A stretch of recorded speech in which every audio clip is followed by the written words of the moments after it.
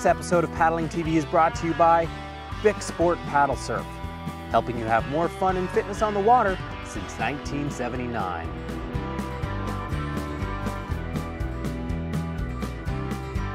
For more information, visit bicsup.com. So you've got your gear and you're ready to walk on water for the first time. The first thing to do is to find an appropriate place to get your feet wet.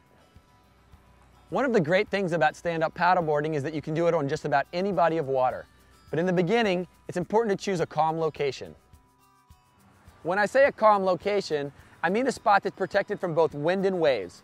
In fact, wind is the single biggest factor when choosing a paddling location. And if there's a strong wind, you're probably going to want to wait for calmer conditions if you can't find a sheltered spot. Another factor that makes a good stand-up paddleboard launch is a smooth entry point to the water, like a sandy beach, grassy field, or a boat dock. Really anywhere that makes launching your board easier and falling off your board less dangerous. Now that you've chosen the right spot to launch, let's take a look at how you'll get on your board.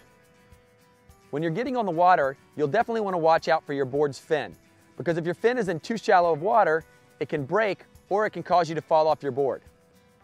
To avoid this, you're going to wade into the water with your board between you and the water. You're going to wade out into the water until you're in about knee-deep water before you get on. The only exception to this is if you're in the surf zone.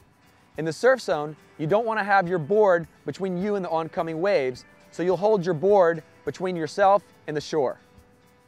To get on board, place your paddle perpendicular to it, just in front of the carry handle, with your hands over the paddle shaft.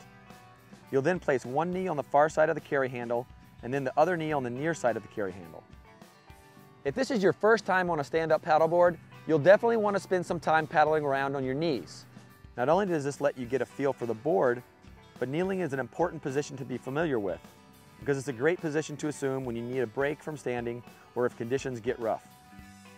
When you're paddling on your knees, you'll hold your paddle with both hands on the shaft and make sure you get the blade fully in the water for each stroke you take. To switch sides, take your top hand off the shaft, let the paddle blade swing to the other side of the board, then place the hand you took off under the bottom hand and slide the bottom hand up the shaft. Once you're comfortable paddling around on your knees, it's time to stand up. To stand up on your board, place your paddle across the board in front of you with your fingers over the shaft.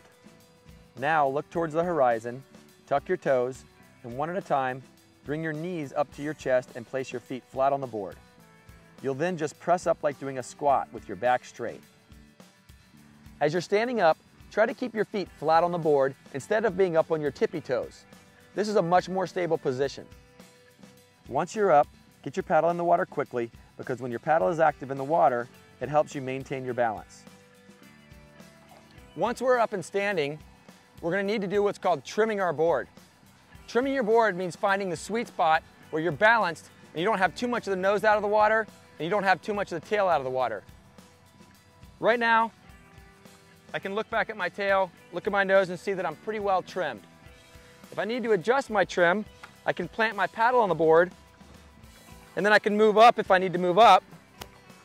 But you can see now my tail sticks out and my fin is sticking out of the water. I can move back to trim. If I move to the back, now you can see the tail is sinking underwater. I'm again out of trim towards the tail in this situation. So there you have it. Now you know where and how to launch your stand-up paddleboard. Next, we're going to take a look at 4 golden rules that are going to help you paddle efficiently, safely, and comfortably.